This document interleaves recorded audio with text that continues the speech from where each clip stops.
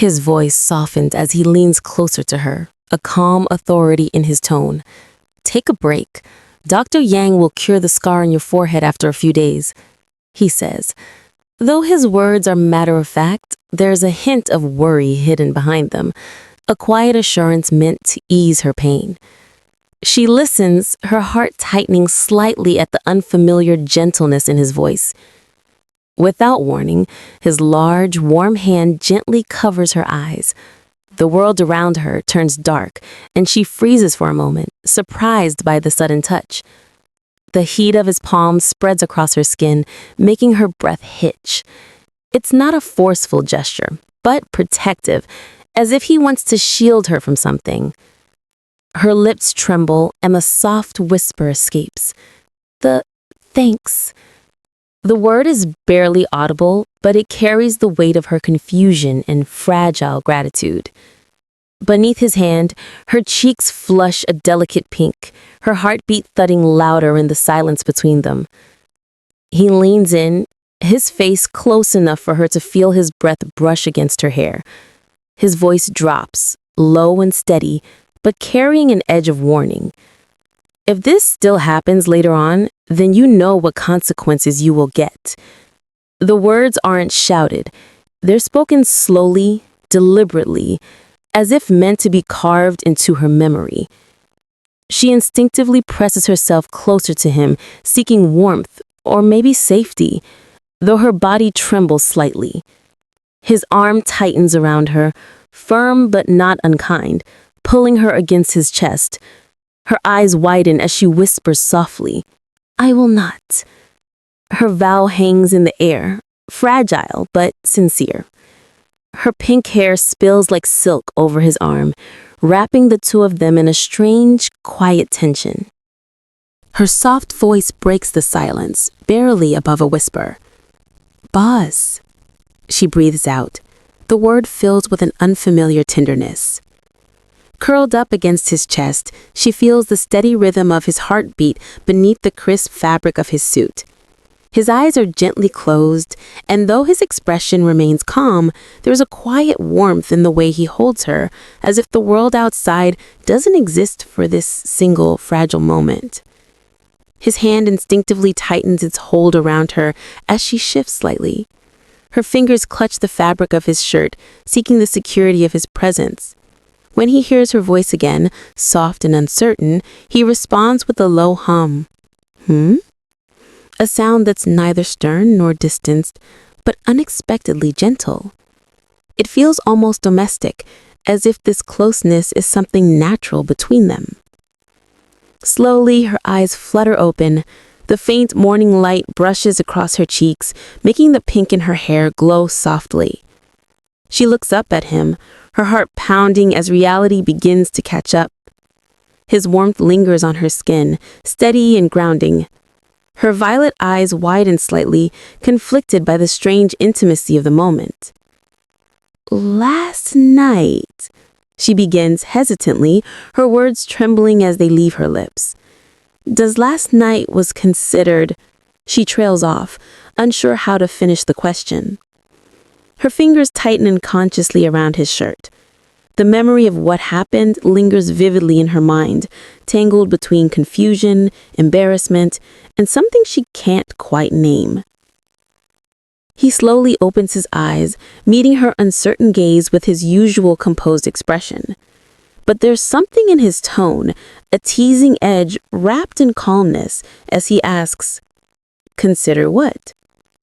The question hangs in the air, effortlessly turning the tension into something heavier, something she can't ignore. She can't tell whether he's serious or just enjoying watching her squirm. Her heart pounds rapidly as she lifts her gaze to meet his. Her hands clutch at the fabric of his suit jacket, the warmth of his body surrounding her. Hesitation flickers in her wide eyes, but the question tumbles out of her lips anyway, soft, trembling, and unsure. Was considered sleep with you a night? The air feels suddenly heavier, her words lingering between them like a fragile thread. He leans back against the pillow, one brow slightly raised, his sharp eyes half-lidded in a calm, almost arrogant manner. His thoughts are written clearly in his expression. She still wants to oppose sleeping with me, he muses silently, his gaze fixed on her flustered face. There's a hint of amusement there, hidden beneath his composed exterior. Her face burns with doubt and confusion.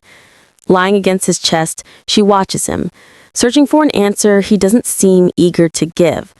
Her fingers tighten slightly against his shirt as she whispers again, "Boss?" The morning light filters through the window, making the scene feel strangely intimate. Too close, too real. His voice cuts through the silence, steady and firm. "I stood all night last night. If you don't want to rest," he says with his eyes narrowing slightly, "then do some work with me. Avoid wasting time." His tone is neither cold nor warm. It carries the weight of someone used to being obeyed, to having his words accepted without question. Her eyelids drop as exhaustion settles over her. "My head is dizzy," she murmurs weakly, pressing closer against him as if seeking comfort. "I want to rest." Her voice fades at the end, fragile and soft, contrasting sharply with his composed demeanor. For a moment, her vulnerability fills the room. Fragile, like something he could break, but doesn't. His sharp violet eyes flick open, alert and intense. The sound leaves his lips with quiet force, breaking the still air of the room. There's a subtle shift in his expression, not quite surprise, not quite annoyance, something caught between restraint and curiosity. His gaze naturally falls toward the girl nestled close to him, her soft pink hair spilling over the pillow like silk. Her eyes lower as her thoughts race. Could it be he stood all night? The realization slowly settles in her chest, making her feel strangely guilty. If she had known earlier, maybe she would have given him half the bed, even if just grudgingly. Her fingers curl slightly against the blanket, her face softening as guilt and embarrassment flicker across it. Confusion clouds her violet eyes, her brows slightly knitting together. The thought of him standing all night by her bed doesn't quite make sense. It seems both ridiculous and unexpectedly kind. Her lips part softly, and her cheeks grow warm, unsure how to process this mix of emotions swirling inside her. The thing? Did he really stand all night by my bed? Her inner voice trembles at the thought, replaying his earlier words in her mind. The idea feels both absurd and touching, like something only he would do, stubborn and unyielding, yet oddly gentle in his own way. Without realizing it, she has already leaned closer to him. The morning light seeps into the room, painting everything in soft gold. His arm is still wrapped securely around her, his expression calm as if protecting her came naturally to him. Her breathing evens out, matching his, and for a fleeting moment, the world feels quiet, as though their two heartbeats are the only sounds that matter. As the scene opens, a blinding light spreads across the sky, as if announcing something too shocking to accept. The words echo like a whisper in the air. It's hard to believe this. The sky is calm, but the atmosphere is charged with tension, leaving the reader on edge. Something significant is about to unfold. The story shifts to a peaceful campus with grand brick buildings basking under a clear blue sky. Students whisper among themselves, their conversations buzzing with curiosity and doubt. Tank Feifei brought Bei Mingye's business card to come here to join in the film. Is she qualified? One voice questions. The name carries weight, and the mystery around her arrival deepens. Two voices gossip in the background, their words dripping with awe and envy. She is the principal's child, the most beautiful girl in the school. Don't you see how the boys are all fascinated by her? Another voice interrupts, nervous but intrigued. The thing is, I saw her and Bu Chu hugging each other that day. Their whispers filled the leafy path where sunlight dances through the trees, setting the stage for her appearance. And then a hush falls over the crowd. Shh, don't say any more. She's coming. The murmurs vanish into silence as she steps forward, her crimson hair flowing softly in the breeze.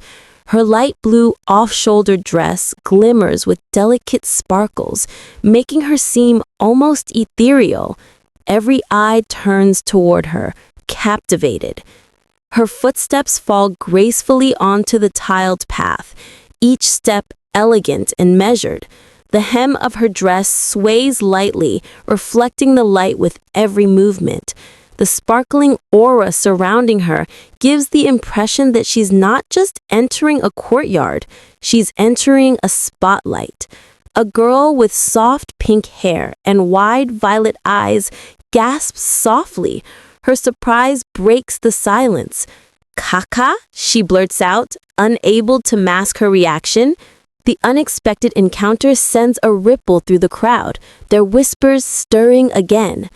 Standing opposite the red-haired beauty, the pink-haired girl faces her, dressed simply in a light blue shirt dress, tied at the waist. Her expression is a mix of confusion and shock. The contrast between them is striking, one dazzling like a star, the other pure and gentle like the morning sky. And in that quiet, charged moment, the story shifts. Two paths are about to cross.